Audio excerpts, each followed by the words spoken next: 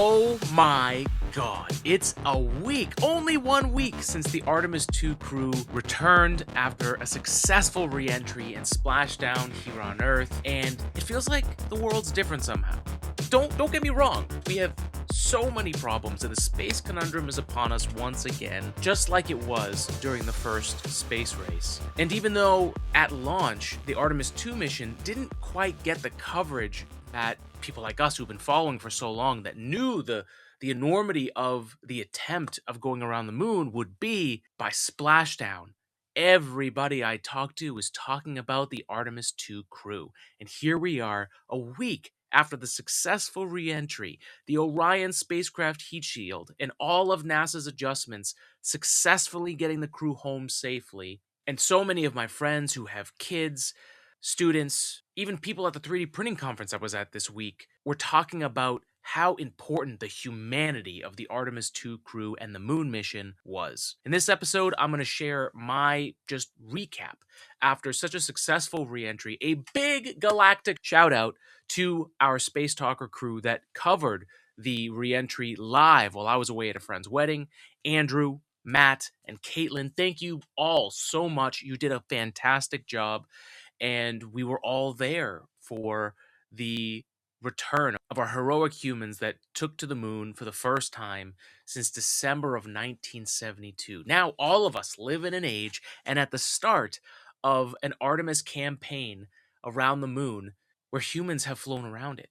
The next step, Artemis 3, is for them to orbit Earth with the 2 landers and have Orion successfully dock with each of them. That way we'll be able to test the landers and get any of the kinks out of the way before they send these on Artemis 4, where they will attempt to land on the moon.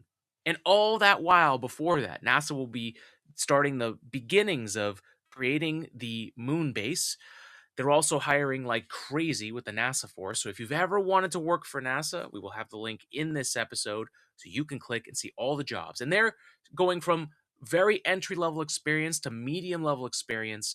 They're looking for civil servants to start 2-year terms working on our return and setting up the moon base. And it's not just NASA that will be busy. There will be plenty of private companies from Aerospace to Robotics to technologies that will be used going to the surface, which means all of those companies will be hiring. And if you are at a company that is looking to hire smart, curious people, we've got a place here for you on this podcast. So please reach out to us at todayinspacepodcast@gmail.com and let's get some of the curious, science-minded folks that listen and follow to this podcast to work for you. Because if there's one thing I've learned after the 10 years of covering space leading up to this Artemis moment, it's that the people that listen to this podcast are not only curious, they either work in the industry currently, are going to college to work in the industry, or went to school to get a STEM degree and are looking to make their way back in. So there are a ton of people, including many people, including myself, that have lost their job for no fault of their own other than the economy and other issues of programs starting and stopping. So if you're at a company or you are part of an HR team, or you can pass the word on to your company to find amazing talent, we want you to advertise here on Today in Space. So let us know. todayinspacepodcast@gmail.com. All right. Now for my thoughts on the Artemis 2 mission. I know we're just plowing ahead like a laser beam to cover this episode. It was incredible. So many people I've been blessed that we've put in the work the last 10 years, that so many people knew to ask me about this mission or knew that I've been covering about space and were asking how I was doing. That was a complete joy. And honestly, I did not sleep that much. And there was a lot of nights, especially early on, as someone who's been following this for a while, I'm speechless. Really, to tell you the truth, as I'm sitting here finally able to grasp and go back over what we just experienced the 2 weeks ago. They launched on April Fool's Day. And for someone that's been following and seeing how long and drawn out and the challenges that Artemis 1 had just even launching, it's amazing that they launched on April Fool's Day, and the April Fool's joke was that it went perfectly. SLS did a fantastic job. Granted, it has its struggles, and launching every 3 years is not really a good solution, The new NASA administrator is pushing the team to launch it more often. And part of that is really just putting down the line that this version of SLS, we're keeping it. We're not building new versions. We're not going to evolve it and keep developing it to the most powerful version of this rocket. We need to send missions to the moon now. And by 2028, we need to have the first landing. So this is not the time to evolve SLS. And that was such a great and needed, refreshing take on the program, and it's what helped this mission go so successfully and so flawlessly. It's leadership and it's teamwork. And the Artemis 2 crew, I think we've had so much going on in the world, and the world has changed so much that this mission, seeing a team in essentially a high end tent floating through space around the moon, going through the Van Allen belt radiation, testing a spacecraft for the first time, which, man, watching Victor Glover fly that thing after the first part of that mission and test its maneuverability it's so cool to follow a test pilot. And then everyone on the mission flew the spacecraft at some point. And in the press conference that happened this week on Thursday, April 16th, the crew was really talking about how much there is to do. And now that they've done it, it's not scary anymore, but they have tons of feedback. And if not, we're going to play a part of that at the end of this episode. Two of the questions by the press, which were really, really great, because I want you to hear them. It talks about teamwork and it talks about just Artemis in general. So those are great.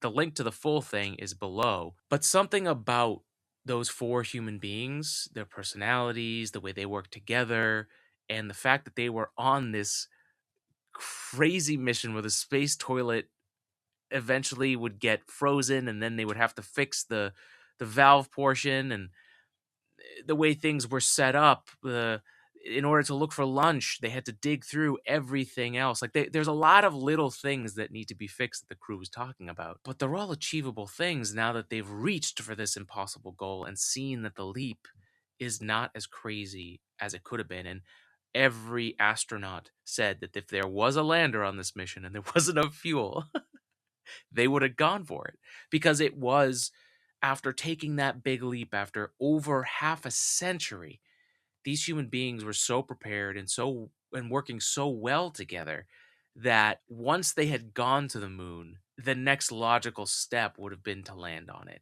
And it was a long stretch for us to think that on Artemis 3 they could land. And I am glad they're taking a mission to test the landers before they go to the moon. There's something about just watching these people work together to solve a very challenging thing and to bring their friends back home, the heroes back home. Seeing mission control work together. My absolute pleasure watching and following this was watching the science team work with the astronauts to while they were orbiting the moon. That was truly something special, and I'm not going to forget this mission very soon. I'm so happy that so many people were involved. I'm so happy that we had our crew of Star Talkers cover it. It's a change of an era for me. I mean, the Artemis generation brings a whole new level of coverage from today in space, where we're entering this era where there truly is enough to talk about every single day. We've learned how to go live with our own space internet here at Today in Space from HQ, and I can't do that alone. And the NASA astronauts didn't do it alone. They had an entire team of people behind them. And I'm really glad that this community is growing, and people like Andrew and Matt and Caitlin and so many others that we've had on this podcast. We're building this really amazing group of people as we go towards this next level. And I think that's maybe the biggest takeaway from this Artemis 2 mission is just the humanity. We have so much with AI and the digitization of everything that strips away the humanity of a lot of things. And even the way that the world has turned, not even digitally, we see war and strife, and the way that people treat each other as a whole has really gone through the space toilet. And this mission, it felt like so many people were just engrossed and captivated by watching a group of people work together doing something extremely difficult and having them survive. I mean, at the wedding, I was keeping people up to date. I was watching our stream with our space talkers, and it was so cool to go around and talk to the parents and my other friends and telling them that the astronauts splashed down while we were at dinner. And people were excited about America again, but more importantly, uh, all the parents that had kids that were excited and following this mission, and then they would have to go home and tell their kids what happened with the mission, and then having to face the fact that they may have to explain to their kids because we're all aware what happened with the two space shuttle disasters. So the fact that that all turned out well and that we're able to celebrate this and the heroes are home, the spacecraft did well, and it seems like the adjustments they made for the heat shield were exactly what they needed to be. They still need to do all of the science and they will investigate it thoroughly. I am sure of it. There's a generation of kids who want to be astronauts, that want to go to space, that want to explore. They're going to look up at that moon and know that people went around that moon. And we have an astronaut corps and what'll follow with China's space program and other countries. It won't just be America and it won't just be one kind of person. It's going to be all of us. And it's really powerful. You can feel the change in the air, and man, am I excited. So I would love to know what you guys thought about the mission. Please comment in this episode on YouTube, on Spotify. What did this mission mean to you? Like, what do you feel after this mission? I mean, I think that's a really important thing. They were talking about consciousness and this awareness of their position in space and the depth of deep space around Earth. Those are some really powerful things that we don't talk about enough. It's the human side of being alive in this universe. And wow, I mean, I'm blown away, but I want to hear what you thought, what you took away. So please let us know. You can also email us todayinspacepodcast@gmail.com. And personally, I am just it went from that 10 days of coverage where I basically didn't sleep very well because I wanted to make sure that I covered this as much as possible. We streamed probably 6 to 8 hours a day during that mission. I did take some days off because I wore myself out. I did not prepare for that. And when I saw the moment, I knew that, especially with all the fake stuff out there, that we should be live all the time with the real NASA feed just to counteract all the fake stuff, right? And luckily, the way that the NASA usage is outlined, as long as we give credit, NASA, we did that, and NASA was not endorsing anything, and we were not making NASA endorse anything.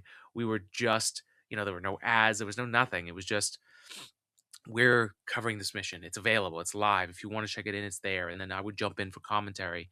Um, that was that was very cool. And so I barely slept. Then the wedding, and then that Monday I went to go set up for the 3D printing conference here in Boston with my buddy Matt Guy and my co-host from Layered Insights, a 3D printing podcast. We're recording season 2 now. We were setting up at the Boston Convention Center, the Menino Convention Exhibition Center. I don't remember what they're calling it now, but I think it was the Heinz for a little while. Anyways, the convention center in Boston, in the seaport, was Rapid TCT, which is one of the big 3D printing trade shows. And when I started working in the industry, man, almost 10 years ago at this point, these conferences were always something I had to go travel to go and visit. And I got to go to one year as an application engineer, part of the sales team, which is what a lot of what that experience is, going to a trade show. You're meeting new people, and the people that you're looking to reach are there, right? It's a niche within a niche. 3D people in 3D printing going to 3D printing shows, or companies and individuals looking to use 3D printing going to a place where there's all these technologies. You get to see what's available that year, what's coming out. And thankfully, my friend Matt Guy had purchased a booth at Rapid TCT, and they were doing a startup lane showcasing the startups that wanted to showcase. And Matt graciously shared his booth with myself, and we had other small businesses. We have like a group of small business owners, entrepreneurs that are involved in 3D printing. We're all doing something a little bit different, and we're in our own little community helping each other out, and that in itself was a something different at these shows, and something that's harkens back to an era before the big 3D printing companies really existed. And so it was an anomaly. And the way that the show was set up, people were just, I mean, we had so much traffic at this booth. I was able to premiere my 3D printing AI, Chat 3DP, which is basically me taking the last 10 years of working in the industry and for myself running a small business.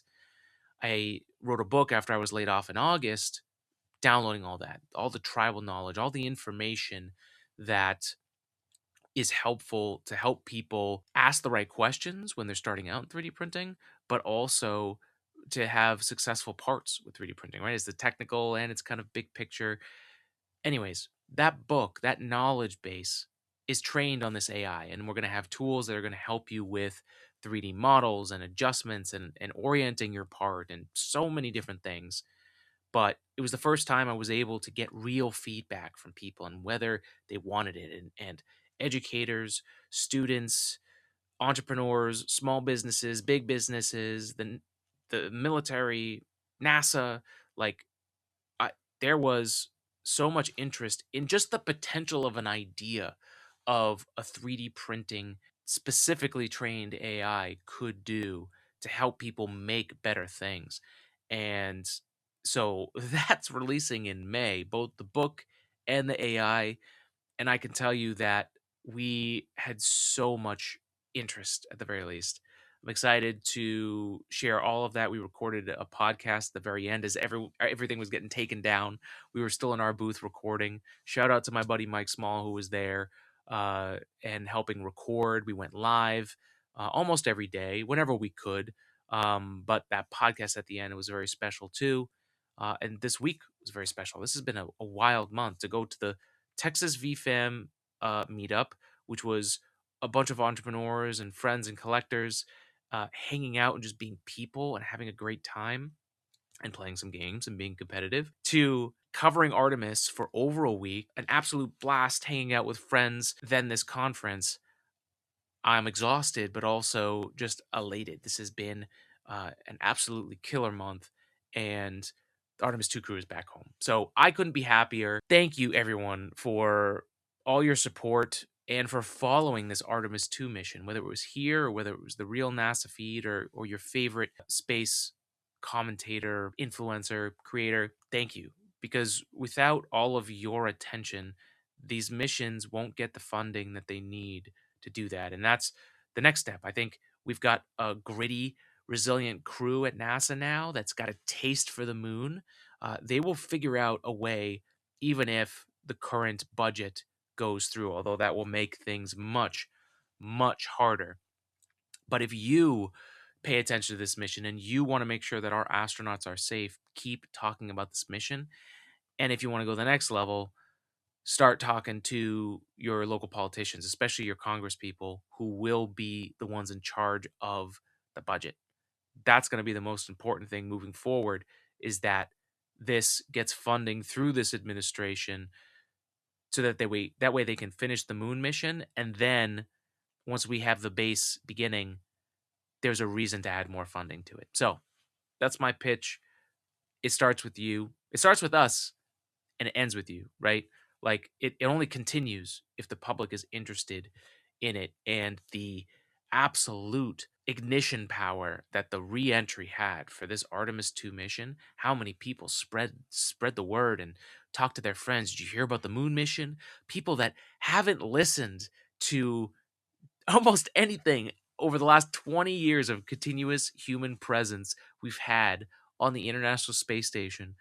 People tuned in for that live broadcast and were sucked into the, I guess you could call it drama, but it's real life. Just the real life situation that these human beings were in a tin can, a larger tin can, but a tin can going around the moon, coming back, Okay. It's a very complicated tin can, but regardless, we were all in for that kind of adventure. And if there was ever any doubt in my mind about the potential of where space travel could go and how popular this can be and what it must have been like when we went to the moon the last time, wow.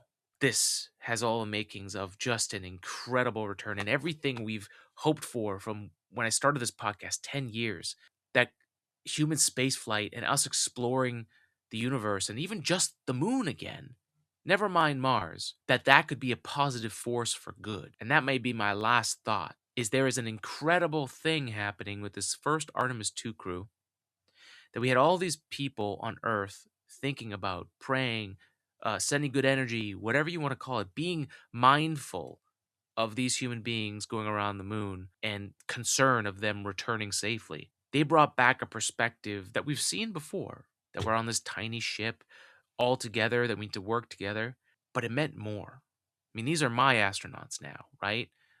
We all grew up talking about our parents, our grandparents' astronauts. These are our astronauts now. There's something powerful about being here in the moment, being able to live in the same time as these astronauts. It's something special. And to hear their perspectives coming back, talking about being better neighbors, talking about working together to solve difficult problems, and peace. I could not be more excited about a future where space travel can make that possible. All right, our next question is from Marcia Dunn with the Associated Press. Oh, hi, welcome back. Reed, for you, please. I was looking for a report card on the heat shield following reentry. What are you hearing on how it fared? Was there very much damage? Thanks. It's a great question. It's, for sure, we need to see what NASA says on the data. We have got to, they are going to do to this heat shield what they did to Artemis 1, and we are going to fine-tooth comb every single, not even every molecule, probably every atom on this heat shield. But we, the four of us, when we got off the Navy ship, the USS John P. Murtha, we were getting ready to get onto helicopters, and I think we all kind of agreed that we heard that integrity was in the well deck there, and we did not feel right leaving that ship without doing two things. Number one, we wanted to see our spacecraft. We wanted to go look at that spacecraft. And number two, there was a gentleman who led the Charlos investigation team after Artemis 1, a single named Luis, but he managed a great team. And we heard he was on the ship, and I needed to hug that man. I needed to go see that man and thank him, because the data that they pulled from Artemis 1, I think Artemis 1 is probably the most studied heat shield in the history of spaceflight, for sure the history of human spaceflight, maybe the shuttle in its early days, I don't know. But they figured out what was wrong with that heat shield. They determined root cause of that heat shield. And then they left it up to NASA to decide, are we going to fly a different heat shield, or are we going to change the trajectory and fly as is? And they gave us, NASA, the options to do what we thought was right. And we modified our trajectory. We came in with what's called a horizontal target line, somewhere around 1,700 nautical miles. We were originally out at 2,300, and we were going to float through the atmosphere for a long time, but that was where the Artemis 1 heat shield was seeing problems. So we came in fast, and we came in hot. And I will tell you, looking out the window that whole way in, it was a smooth ride. It was a very smooth ride. I think Ike and I maybe saw 2 moments of a touch of char loss. Certainly when we went up to the vehicle, there was a little bit of char loss on what's called the shoulder, which is kind of where the heat shield meets the structure of the cone shape of the spacecraft. But the bottom, we leaned under and looked at the bottom of that thing, and for 4 humans just looking at a heat shield, it looked wonderful to us. It looked great. And that ride in was really amazing. All right, we'll take another question on the phone bridge from Anthony Leone with Spectrum News. Hello, welcome back. Thank you for taking time to answer our questions today. We touched on a little about the future missions. What piece of advice do you each have for the future Artemis crew who will land on the moon again? Thank you. Man, I'm taking up a lot of CO2 today. I'll keep this short. You have got to invest in each other. That's the number one thing I would say. After that, I would tell them to, something that was shared with us from the crewed flight test, the Boeing CFT crew, ask more questions. That's a great one. Mm-hmm. Yeah. I would say, in addition to those, remember that you are part of a team. something that we do well is we always thank our teams for what they've done. And something I always add to that is congratulations, because to say thank you sometimes to me seems like there's an assumption there that we're the one that did it and everyone else supported, but that's not how I see it. I see it as we all are 100% teammates. If anything, we did the least. And congratulations. Say that every day to your teams, your teammates. You're probably the last one that got added to this team. That's a great answer. Yeah, that's a tough one to follow. I'd probably, if I had to give them some different advice, I'd pivot back to the technical and just that really getting to know the parts of your spacecraft that you could end up alone. Just, we thought a lot, this crew, we spent a lot of time thinking about what if we don't have mission control and what are the critical things to keep us going long enough to get back in touch with mission control. And I think that always needs to be an area of focus. Hi, Erin Winnick-Anthony for CBS Mission Unstoppable. For Christina, you said advice for the crew as a whole, but for the astronaut that's selected to be the first woman to walk on the moon, do you have any specific lessons learned or advice to pass along to them? For me, I think the biggest word about all of the superlatives that you're going to encounter, all of the things that you're going to be asked to do, react to, be a part of, contribute to, is it's humbling. And if you remember that being part of a team is your main goal and the main thing that you put ahead of everything else, that when the world tries to make the accomplishment something different than what it really is, which is a team accomplishment, you will know, and the things that you say will reflect how you really see it. And it's beautiful.